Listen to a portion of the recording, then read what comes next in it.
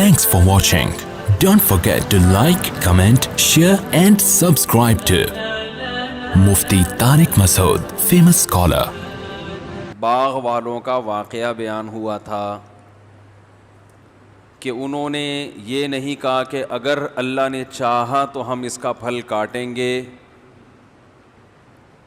ایک جرم تو انہوں نے یہ کیا تھا کہ اللہ کا نام نہیں لا، انشاء اللہ نہیں کہا.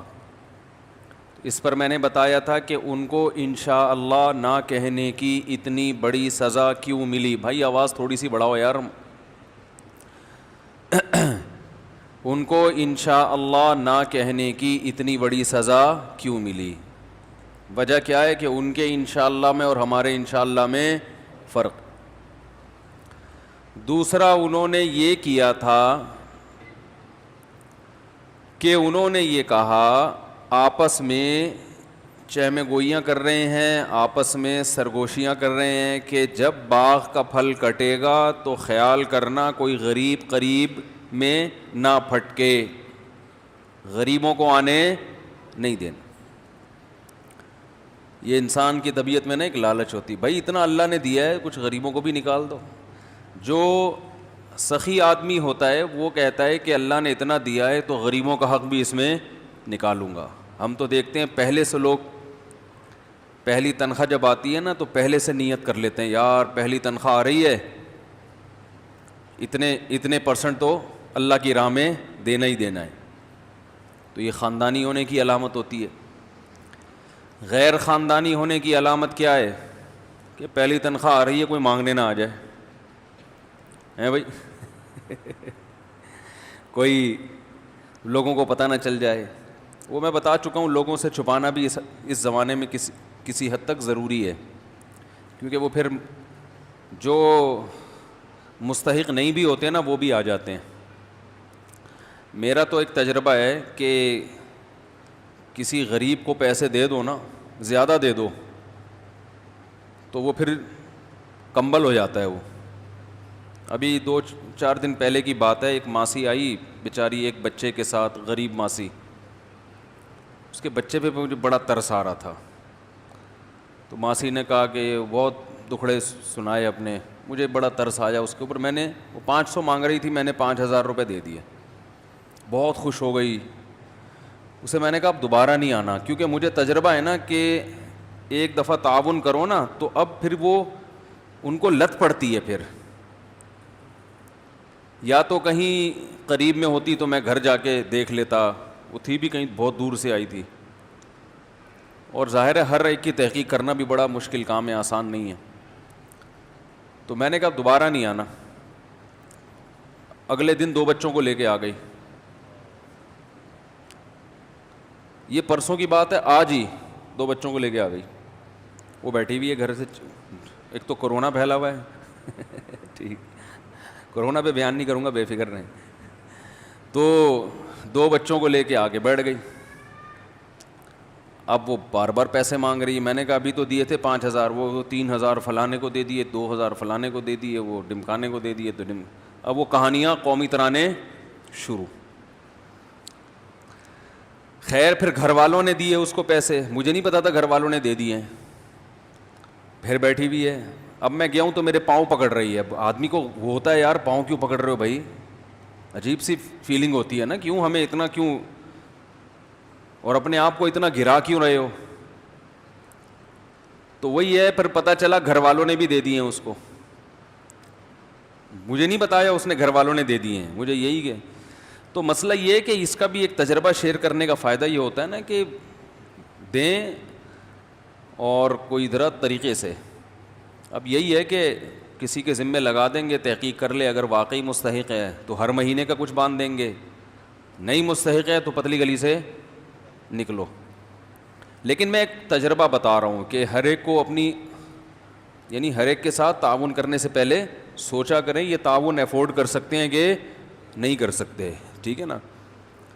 تو اس کی وجہ کنجوسی نہیں ہے، کنجوسی نہیں ہونی چاہیے، بلکہ یہ کہ مستحقین جو ہے نا ان تک پہنچے. بعض لوگ اپنا گیٹ اپ ایسا بنا لیتے ہیں، بچے بھی پتہ نہیں اپنے ہیں کہ کہیں سے اڑوس پڑوس سے کمیشن پہ ادھار لے لیے کہ ان بچوں کو دکھا کے جتنا چندہ ملے گا 20% آپ کا، 80% ہمارا. اس طرح ہو سکتا ہے، یہ بھی ممکن ہے کہ ایسا نہ ہو، واقعی مستحق ہو.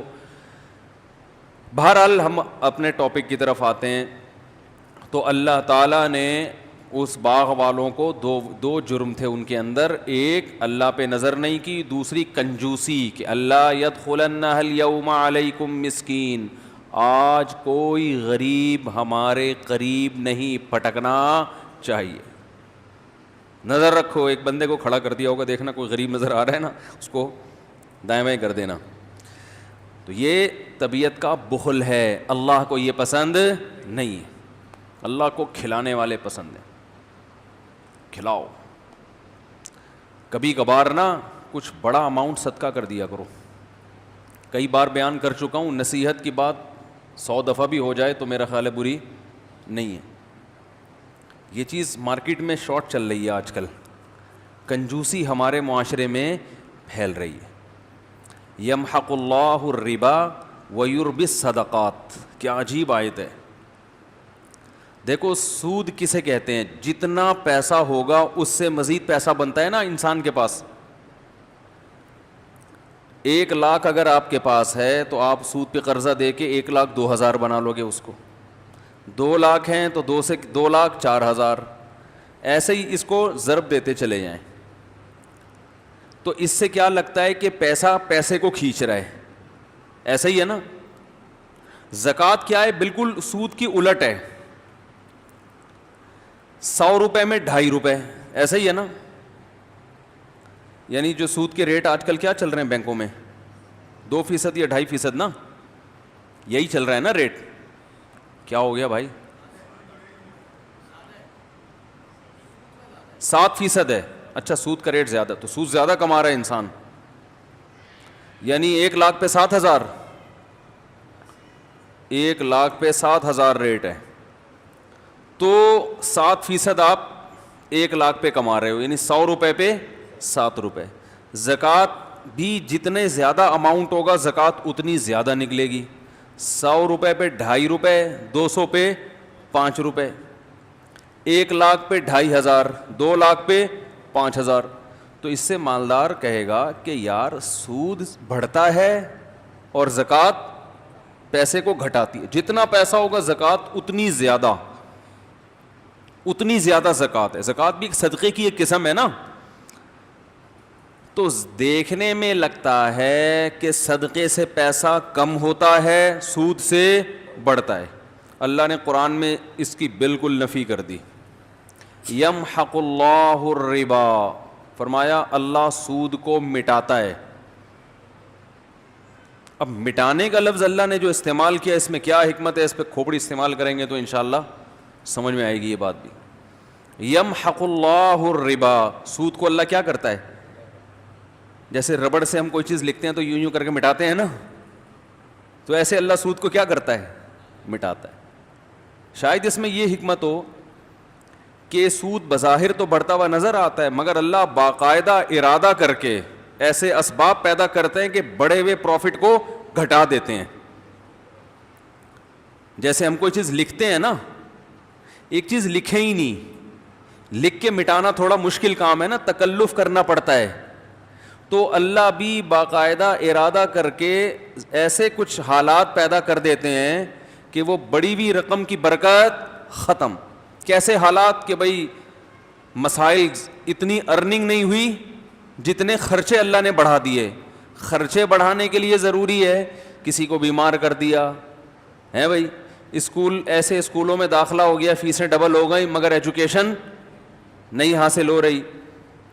کوئی چوری کر کے بھاگ گیا، کچھ بھی، تو گویا اللہ ربڑ لے کے نا مٹاتے رہتے ہیں اس کو کہ تو کماتا رہے، میں یہاں کیا کرتا رہوں گا، اس کو ریموو کرتا رہوں گا، تو کرتا رہے. یعنی یہ نہیں ہے کہ تو کمائے، مٹتی وہ چیز ہے جو پہلے لکھی جاتی ہے. خالی صفوں کو تو نہیں مٹایا جاتا نا بھائی.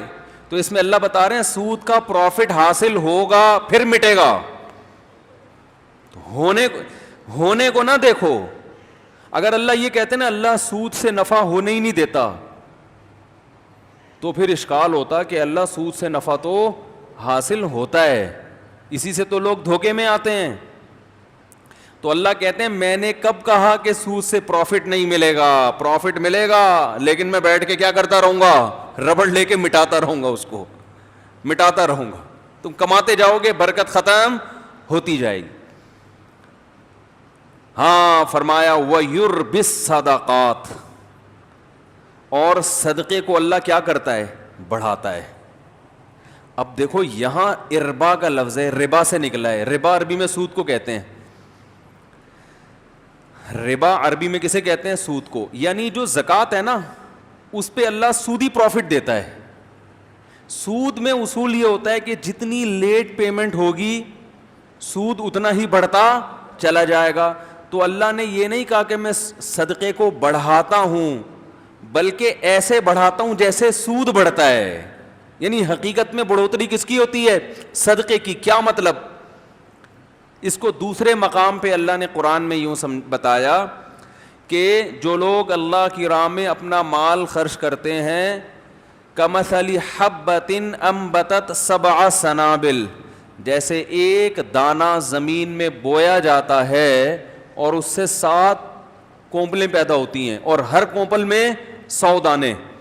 جیسے ایک دانہ ایسے ملٹی پلائی ہوتا چلا جاتا ہے نا، اس طرح سے صدقہ کیا ہوتا چلا جاتا ہے؟ ملٹی پلائی. کیونکہ آپ نے صدقہ کیا، اس صدقے سے ایک تو صدقے کا ثواب ملا، اس صدقے کی وجہ سے آگے جو خیریں پھیل رہی ہیں ان تمام خیروں میں آپ کا حصہ. تو یہ بڑھتا چلا، گرو کرتا ہے. یہ سود میں جتنی لیٹ واپسی ہوگی اتنا سود بڑھتا چلا جائے گا. تو صدقہ بھی اس حساب سے کیا ہوتا ہے؟ بڑھتا چلا جاتا ہے، بڑھتا چلا جاتا ہے. اور جہاں جہاں وہ اس سے خیر پھیلے گی وہ تمام خیروں میں آپ کا حصہ ہوتا چلا جائے گا. تو اس لیے سخی بنو بھائی. یہ جو ہر وقت گنتے رہنا نا بیٹھ کے اتنے پیسے ہو گئے، اتنے یہ ہو گئے، اتنے ہو گئے، آج کل یہی چل رہا ہے مارکیٹ. تھوڑا سا دل بڑا رکھو، کبھی کبھار بڑا اماؤنٹ بھی صدقہ کر دیا کرو. یہ اٹھایا، یہ گڈی، یہ لو. سمجھ رہے ہو؟